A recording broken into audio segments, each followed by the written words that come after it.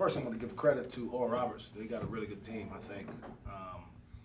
I'm not going to say where I think they'll get picked in the league because I don't know their conference that well. But I could see them being very competitive no matter, what the competition level is. They've got good depth, good size. They got some shooters, and Coach Mills has done a good job of kind of establishing an identity. But I'll say this about our team: we lost this game last year. Similarly, in terms of going to a place, getting a big lead, not being able to hold on, and not making plays down the stretch to win. So we obviously are making progress. We still have a ways to go in terms of sustaining our competitive focus, I would call it. And I think we obviously show flashes at times that we can be pretty electric in transition and execute pretty well, but we just aren't doing it consistently. We're still trying to find out the true rotation as it'll evolve over the next couple weeks. You mentioned that rotation. Was it important for you to kind of get everybody in? I think you used your whole bench within the first 10 minutes. Was that important for you to get everybody in there? Yeah, these type of games, I like to I like to get everybody in the first half. I think just my former player self, if you don't play in the first half, it's really hard to stay engaged. And then if you need it in the second half, if some situation comes up, you may not be where you need to be mentally. So in a game like this, try to get everybody in for a little while in the first half. But yeah, that substitution pattern kind of throws off your rhythm, so to speak, from an offensive and defensive standpoint. In the second half, I was less aggressive in terms of substituting and let that first group play for quite a while before we subbed, and you saw the difference. And then obviously those guys finished the game as well. What did you think of the way you closed? They got back within one, and you closed strong. Yeah, I mean, I thought we made some really good plays, and I just told our team this. I'm sure our fans won't love to see us play these possession games, right, over the next 2 months, but I want as many of these, if we're going to win them for sure, right, as we can have before the calendar turns, because it's very rare that you see teams run away from teams once the conference starts. So I want to see these competitive battles. I want to have these situations come up that we can learn from now and maybe pay dividends for us once we start playing teams in the Big 12. Isaac kind of said what you said there at the beginning when he came in here, and that he goes, we drew on some of the things that happened last year late in the game because we've been through that. And he said especially that core of guys has been through it playing tired because they were playing so many minutes. Absolutely. I mean, obviously, look at the stat sheet, and Lindy and Ice are the only ones really in the 30-minute range. Man, that's pretty good. It's about where you want those two guys, probably the most veteran ball handlers, especially if the game is close and you got to make some plays late. But everybody else is underneath that pretty good. And so you get a chance to kind of stretch out the durability over the course of the season. And so having some experience with those guys last year made me feel more comfortable that I didn't have to burn a bunch of timeouts early, was able to save them and use them a little more judiciously late in the game. And I was able to kind of get a feel from them on what they were seeing on the court, because those guys as a group, that five that we start, are pretty good about kind of getting things back together amongst themselves. Over the past few years, your teams have usually been at their best when they're able to get out and run in transition. I imagine that 50 total fouls didn't really play into you guys' strengths today. It didn't. It kind of put the game at a funky pace. It was a lot of stoppages. The first thing that happened, we had way too many turnovers.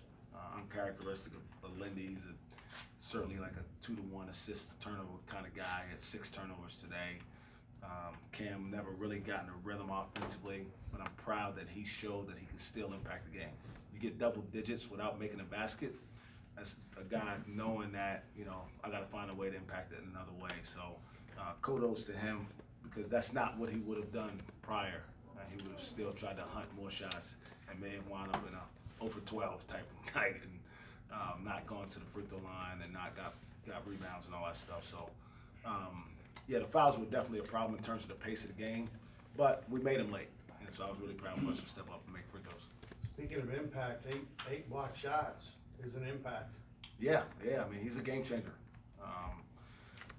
He's certainly a luxury to have in there because sometimes you're going to have breakdowns on the defensive end. So to have a guy there who can, if nothing else, make the other team think twice about how aggressive they're going to drive to the basket, how much they're going to try to throw the ball inside. It's a huge, huge bonus for us. Fan involvement was pretty high tonight, especially in the student section. How do you feel that played in the result tonight? That was awesome. I mean, I think they lifted our players a lot. I caught a couple of our freshmen kind of looking around. I'm not sure they've ever experienced that type of environment. But it was good. We need that every game. We need our fans to continue to show up and give us a chance to make this program move forward. I've said it before, I think this building has a life, and it starts with our student section, and then it bleeds into the rest of the crowd. So kudos to them, but I thought we had a great crowd overall for a rainy Wednesday night. Not a high level and in terms of anticipation matchup. So thanks to our fans for showing up the way they did. You can't get specific, obviously, but what has the last 24 hours been like? We've seen videos on Twitter. We've seen the way the fans reacted tonight. What has that been like? It's been 3 years for me, guys. Like, it's good to see that it's turning. All right, we started this thing kind of very cautiously optimistic, right? It wasn't a whole lot of high expectations that we could do anything positive here.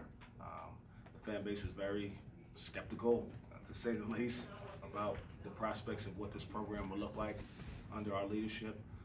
But to see after 2.5 going on 3 years of just putting our heads down and working, it certainly feels good to start seeing some of those things that you envisioned come to light. You used a lineup with Lindy at the point with Thomas and Keelan. What were you looking for out of that group? Ice actually bumped knees with somebody, and Avery had just come out. He's our third ball handler. I thought Avery was really good. I thought he changed the game with his defensive ball pressure early in the first half. Really wore their point guards down. He kind of got outside of himself when he fouled late in the half. It's a freshman mistake, but I love the way he played. But at that time, I couldn't play him. He had just come out of the game, and Ice had bumped knees. So Lindy's somebody we're very, very comfortable with having the ball in his hands. He's usually much better in terms of taking care of it than he was tonight.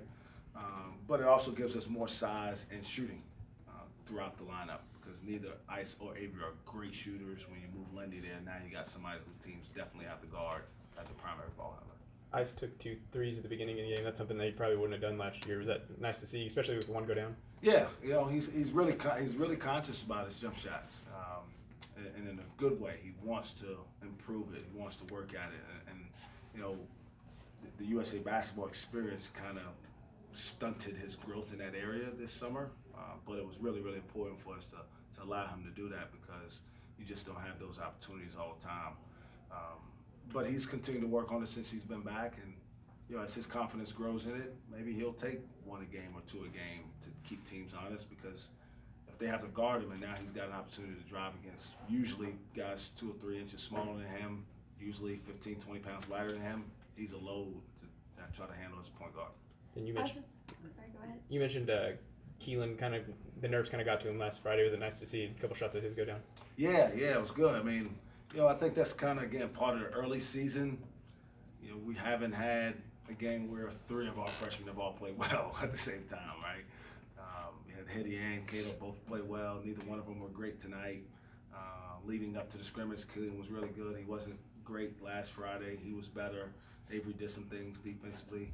Chris brings some things intangibly that help, but he didn't make shots. So I think until those guys get comfortable and they get in a comfortable rhythm of when they're going to be playing and who they're going to be on the court with, you'll see more consistency out of them. Is that what Keelan's role is going to be coming off the bench? Hit a couple threes, give some versatility. I mean, he does a lot of things well, but that's kind of what he was doing tonight. Yeah, I mean, he's got a really, really high skill package. He can shoot, obviously, as you saw. He's got great length, so his defensive presence brings some versatility to our lineup. We can switch more because he can guard 1s, 2s, and 3s. He got a little bit caught up in some ball screen coverages tonight where we had some breakdowns because he's just not completely comfortable with where the guys are coming from on the floor. But his role is going to be primarily a 3-and-D guy, but also he's a really good rebounder for a guy his size. He sticks his nose in there and gets offensive rebounds. He got fouled a couple times. And I think that really got him going offensively was making an effort play.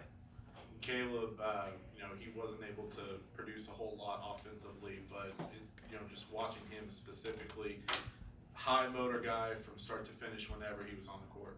Yeah, he was really, really good in terms of his aggressiveness. Still got a little ways to go, just strength, man. You know, sometimes he gets caught in the paint, and unfortunately, there's not a whole lot anybody can do for him if he's guarding a guy who weighs 60 pounds more than him underneath the basket. So just got to continue to work on trying to have our perimeter guys help try to keep the ball out of there, and then maybe bring us some help if it does. But if it gets too deep, it probably doesn't matter.